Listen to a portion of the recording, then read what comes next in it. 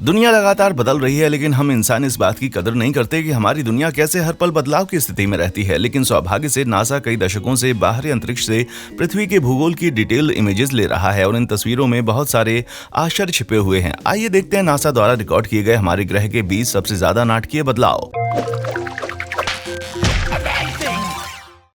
Number 20, चीन के Shanghai में शहरी फैलाव। ये आधुनिक दुनिया के शहरी विस्तार के सबसे नाटकीय उदाहरणों में से एक है। शंघाई चीन के सबसे समृद्ध इकोनॉमिक हब्स में से एक है। जैसे जैसे पिछले कुछ दशकों में चीन की अर्थव्यवस्था तेजी से बढ़ रही है, वैसे वैसे शंघाई की आबादी भी बढ़ रही है। इसमें से 2 इमेजेस में, जो कि 1984 और 2016 में ली गई थी, जनसंख्या में लगभग 12 मिलियन लोगों की वृद्धि हुई है। शहर का अर्बन फैलाव अंदर की तरफ और ऊपर की तरफ बढ़ा है, जिससे पृथ्वी पर शहरी विकास की कुछ सबसे आइकॉनिक इमेजेस उभर कर आई हैं। नंबर 19, इरमा तूफान के बाद क्या हुआ। इरमा नाम का हरिकेन 2017 में ब्रिटिश वर्जिन आइलैंड के लिए विनाशकारी साबित हुआ। इन द्वीपों को जो नुकसान हुआ वो $3.4 बिलियन से अधिक माना जाता है। जहां जमीन पर तबाही की तस्वीरें चौंकाने वाली हैं, वहीं तूफान के प्रभाव की नासा के द्वारा ली गई तस्वीरें भी अविश्वसनीय हैं। इन तस्वीरों को 2017 के अगस्त और सितंबर में लिया गया था, केवल 2 सप्ताह के अंतराल में। जैसा कि आप देख सकते हैं, ये द्वीप एक हरी भरी जगह से गंदे भूरे में बदल गया। पेड़ के पौधे उखड़ गए और मलबा द्वीपों में चारों तरफ बिखर गया। तूफान की तबाही का एक और उदाहरण देखा जा सकता है फ्लोरिडा के एवरग्लेड्स की इन बिफोर एंड आफ्टर तस्वीरों में, जो कि 2017 में मार्च और दिसंबर में ली गई थी। एवरग्लेड्स को नुकसान तूफान इरमा और मारिया से हुआ था। जैसा कि आप देख सकते हैं, पेड़ पौधों से सारे पत्ते साफ हो चुके हैं और ये क्षेत्र बंजर दिखाई दे रहा है। नंबर 18, अलास्का का मुइर ग्लेशियर पिघला। मुइर ग्लेशियर के पिघलने की ये छवियां अलास्का के सबसे प्रसिद्ध ग्लेशियर्स में से एक बर्फ की मात्रा में भारी अंतर दिखाती हैं। पहली छवि 1920 और 1940 के बीच की मानी जाती है। पहली नजर में ये तस्वीरें ग्लोबल वार्मिंग का परिणाम दिखाती हैं, लेकिन ये कहा जा सकता है कि ये पहली तस्वीर सर्दियों और शुरुआती गर्मियों के बीच के किसी भी समय की हो सकती है। ये टाइम पीरियड बहुत ही ज्यादा ठंडा होता है दूसरी तस्वीर के टाइम से, जो 2005 की गर्मियों के दौरान की है। तो फिर ये लीजिए उस सिचुएशन की ज्यादा एक्यूरेट तस्वीरें, जो कि वास्तव में काफी चौंकाने वाली हैं। इन दोनों ही तस्वीरों को अगस्त में लिया गया था, पहला 1941 और दूसरा 2004 में। नंबर 17, कैलिफोर्निया का वाइल्ड फ्लावर सुपर ब्लूम। यदि आपको फूल बहुत ही पसंद है तो ये अगली तस्वीर आपको मंत्रमुग्ध कर देगी। कैलिफोर्निया के अधिकांश हिस्सों में सूखे के वर्षों के बाद 2016 और 2017 की सर्दियों के दौरान भारी बारिश ने बड़ी तादाद में जंगली फूल खिलने की एकदम सही स्थिति पैदा कर दी। पर इन छवियों में वो अंतर कैद है जो एक सूखे से त्रस्त और दूसरी ओर हरियाली से लबरेज कैलिफोर्निया को दिखाता है। पहली तस्वीर मार्च 2016 में ली गई थी और दूसरी 1 साल बाद उसी समय की है। जैसा कि आप देख सकते हैं, सियरा माद्रे पहाड़ों की रेंज की स्लोप सुंदर हरे और पीले फूलों से ढकी हुई है। क्या नजारा है भाई। नंबर 16, इराक के तेल के कुएं में आग। हालांकि अधिकांश तेल के कुएं बिना किसी दुखदाई हादसे के संचालित होते हैं, लेकिन फिर भी वहां किसी लीकेज और आगजनी से होने वाली तबाही का खतरा तो बना रहता है। इराक के इस हवाई इमेज में हम एक तेल कुएं में आग लगने से पहले और बाद की तस्वीरों को दिखा रहे हैं। पहली तस्वीर 2014 की जून में ली गई थी, जिसमें दिख रहा था कि नॉर्मल हालात में एक तेल का कुआं कितना मामूली सा दिखाई देता है। 2017 के सितंबर में ली गई ये दूसरी तस्वीर उस पूरे एरिया को घने धुएं और कालिख में ढका हुआ दिखा रही है, जब तेल में एक भयानक आग लगी थी। इस तस्वीर के बाईं ओर आप तेल को घाटी में बहते हुए भी देख सकते हैं। ये रिसाव लगभग 11 किलोमीटर लंबा था। नंबर 15, शेली आइलैंड के आकार। यदि आप दूसरे लोगों की तरह ही हैं तो आपने शायद किसी दिन एक प्राइवेट आइलैंड के मालिक होने का सपना देखा होगा।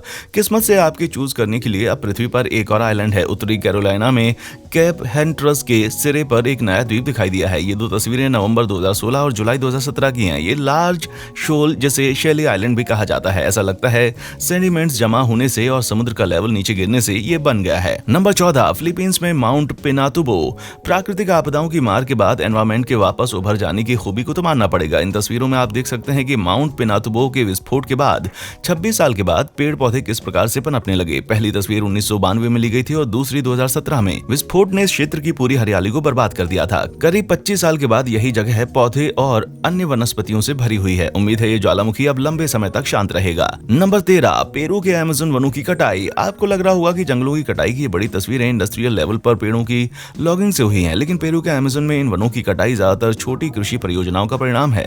पहली तस्वीर 1986 की है और दूसरी ठीक 30 साल के बाद। इन तस्वीरों में जो एक और दिलचस्प घटना कैद है वो है अगुएतिया नदी के शेप में बदलाव। जैसा कि आप देख सकते हैं कि नदी के कर्व्स 25 सालों के दरमियान काफी खिसक चुके हैं। इस प्रक्रिया को मेंडरिंग भी कहा जाता है और ये नदी की धारा के कारण सेडिमेंट्स और पौधों में हुए इरोजन के परिणाम स्वरूप होता है। आपने शायद गौर नहीं किया, लेकिन कई नदियों का शेप लगातार इसी तरह बदलता रहता है। नंबर 12, वादी अस-सिरहान का कृषि विकास।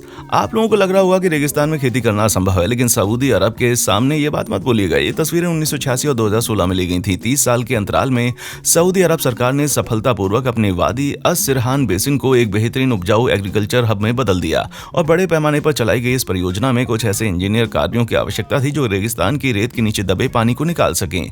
इस तस्वीर में इससे ज्यादा दिलचस्प बात यह है कि यहाँ दिख रही फसलों का आकार आप देख सकते हैं किस तरह से वे गोलाकार पैटर्न में है। यहाँ के स्प्रिंकलर सिस्टम का एक परिणाम है जो कि एक गोलाकार मोशन में काम करता है। यह स्थानीय किसानों के लिए अपनी फसलों को पानी देने का सबसे असरदार तरीका है। नंबर 11, श्रीलंका में भीषण बाढ़। नासा द्वारा शेयर की गई मई 2017 की श्रीलंकाई मानसून की ये तस्वीरें 4 महीनों के अंतराल में ली गईं, लेकिन जिस बारिश से ये बाढ़ आई थी वो सिर्फ 48 घंटों तक ही चली। जैसा कि आप देख सकते हैं भारी बारिश के कारण श्रीलंका के दक्षिणी भाग में भयंकर बाढ़ आ गई। इस बाढ़ से 6 लाख से भी अधिक लोग प्रभावित हुए और माना जाता है कि सैकड़ों लोग मारे गए थे। नंबर 10, ओकुमू जंगल की तबाही। इंसानों द्वारा अफ्रीकी जंगलों का विनाश इस महाद्वीप पर रहने वाले लोगों के लिए चिंता का विषय रहा है। नाइजीरिया के ओकुमू फॉरेस्ट की ये तस्वीरें 1984 और 2017 में 33 साल के अंतर से ली गई थी। ऐसा लग रहा है कि बड़े पैमाने पर पेड़ पौधे गायब हो चुके हैं और माना जाता है कि मुख्य रूप से इसका कारण है रबर के और ऑयल पाम के प्लांटेशन का हर तरफ फैलना। 80 के दशक के मध्य में नाइजीरियाई सरकार ने एक वाइल्ड लाइफ रिजर्व स्थापित किया जो कि बाद में ओकुमू राष्ट्रीय उद्यान बन गया। जैसा कि आप इस रीजन की दूसरी तस्वीर में देख सकते हैं, इस राष्ट्रीय उद्यान के आसपास प्लांटेशन को अतिक्रमण करने से अच्छे से रोका हुआ है। नंबर 9, सिकुड़ता हुआ एरल सागर। 2000 और 2014 के बीच ली गई इन तस्वीरों से पता चलता है कि किस तरह रूस ने कजाकिस्तान और अन्य लोकल एरियाज में खेती को बढ़ावा देने के लिए एरल सागर के पानी के स्रोतों को डाइवर्ट कर दिया। अब इस तरह विशाल झील को भरने वाली नदियों का पानी सप्लाई बंद हो गया और ये समुद्र भी सूखने लगा। लेकिन इस बदहाली की पूरी जिम्मेदारी रूस की हरकतों पर नहीं मढ़ी जा सकती। 2014 में स्थितियां बेहद सूखाग्रस्त हो गईं और इसके परिणाम स्वरूप समुद्र का अधिकांश हिस्सा सिकुड़ गया। हालांकि इस जलाशय को एरल सागर कहा जाता है। ये वास्तव में एक बहुत ही बड़ी झील है। नंबर 8, आर्टिफिशियल टापुओं का निर्माण। खाड़ी देशों में तेल का खजाना वहां की सरकारों को बड़े पैमाने पर औद्योगिक प्रोजेक्ट शुरू करने के लिए बहुत अधिक पूंजी प्रदान करता है। इन प्रोजेक्ट्स में से जो सबसे ज्यादा सुनने में आता है वह है संयुक्त अरब अमीरात के तट पर आर्टिफिशियल द्वीपों का निर्माण। इन आइलैंड्स में रेजिडेंस, होटल और कई अन्य सुविधाएं मौजूद हैं। इसका निर्माण 2001 में शुरू हुआ और यहाँ दिखाए गए चित्र में निर्माण से पहले 2001 की तस्वीर है और उसके साथ है 2012 में आइलैंड के कंस्ट्रक्शन की तस्वीर। लेकिन सारा विकास केवल समुद्र तट रेखा पर ही नहीं हो रहा बल्कि पूरा दुबई पिछले कुछ दशकों में तेजी से बढ़ रहा है। यहाँ दिखाई गई 2 तस्वीरें केवल 13 साल के अंतराल की हैं। दुबई ने कुछ ही वर्षों में खुद को दुनिया के सबसे प्रभावशाली ग्लोबल शहरों में से एक तब्दील कर दिया है। नंबर 7, ग्रीनलैंड की पिघलती हुई बर्फ। हालांकि क्लाइमेट चेंज की बहुत सारी तस्वीरें गलत भी हो सकती हैं, लेकिन ग्रीनलैंड की बर्फ की चादर की ये अगली तस्वीरें आप देखकर सवाल किए बिना नहीं रह पाएंगे। ये 2 तस्वीरें सिर्फ 2 साल के अंतराल में ली गई थी, लेकिन साल के एक ही समय में 2014 के जून और 2016 के जून में। जैसा कि आप देख सकते हैं बाद वाली तस्वीर में बड़ी मात्रा में बर्फ पिघलती हुई दिखाई दे रही है, जिससे कि आप छोटे छोटे कुंड और नहरें भी बन गई हैं। दुर्भाग्य से पिघलता हुआ पानी बर्फ की तुलना में और ज्यादा गर्मी को आकर्षित करता है, जिससे पिघलने की स्पीड और तेज हो जाती है। नंबर 6, ज्वालामुखी विस्फोट के बाद रेड सी में ये प्रकट हुआ। पानी के नीचे के ज्वालामुखियों का कॉन्सेप्ट भी अजीब लगता है, लेकिन दुनिया भर में ऐसे बहुत सारे ज्वालामुखी बिखरे हुए हैं। 2007 और 2011 के बीच की इन 2 तस्वीरों में हम लाल सागर में उभरे हुए एक नए द्वीप को देख सकते हैं जो कि यमन के पास है। जैसा कि आप देख सकते हैं नए द्वीप के स्रोत से निकलने वाला धुआं पानी के भीतर मौजूद ज्वालामुखी विस्फोट का संकेत देता है। स्थानीय रिपोर्ट से पता चलता है कि जब ज्वालामुखी फटना शुरू होता है तो लावा हवा में 100 फीट ऊपर उछला था। ये लावा आखिर जमकर सॉलिड हो गया और इससे ये द्वीप बना जिसे आप तस्वीरों में देख सकते हैं। नंबर 5, फैलता हुआ वैक्स लेक। लुइसियाना हरिकेन तूफानों के लिए प्रसिद्ध है। तूफान कैटरीना जिसने न्यू ऑरलियंस को तबाह कर दिया था आधुनिक इतिहास के सबसे हानिकारक तूफानों में से एक साबित हुआ। 1940 के दशक में मॉर्गन सिटी को तूफान की बाढ़ से बचाने के प्रयास में इंजीनियर्स ने एक चैनल बनाया जो कि अटचाफलाया नदी के पानी के बहाव को मोड़कर मैक्सिको की खाड़ी में ले गया। इस डायवर्जन की वजह से मैक्सिको की खाड़ी में नदी के मुहाने पर सेडिमेंट्स का एक बड़ा सा ढेर जमा हो गया। यहाँ आप 1984 से 2014 तक की बढ़ोतरी देख सकते हैं। वैक्स लेक डेल्टा अलग अलग विषयों में स्टडीज करने के लिए भी एक केंद्र बिंदु बन गया है। कई भूवैज्ञानिक